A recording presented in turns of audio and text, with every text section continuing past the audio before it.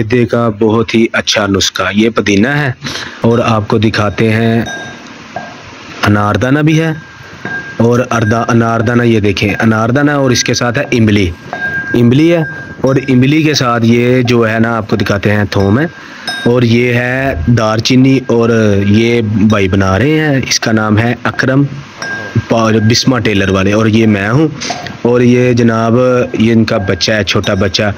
तो ये हम रात भर ये चटनी तैयार कर रहे हैं, ये मैदे के लिए बहुत ही अच्छी चटनी है। तो ये देखें, ये जैसे ये कबूतरों का काम करते रहे, इनको बनाना आता है। ये देखें, ये है नारदाना और ये जो पहले वो बना रहे थे वो उसको कहते हैं थोम और दारचीनी और इमली, ये सारा। ये देखें, ये बहुत ही प्यार से, ये बहुत मुश्किल काम है। ये तकरीबन हमारा हम 9:15 बजे शुरू हुए थे और 10:30 पौने 11 हो गए थे इसको तैयार करते हुए।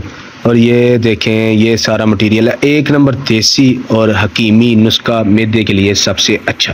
ये तू ही मनवारे लाया जे मेरी वीडियो।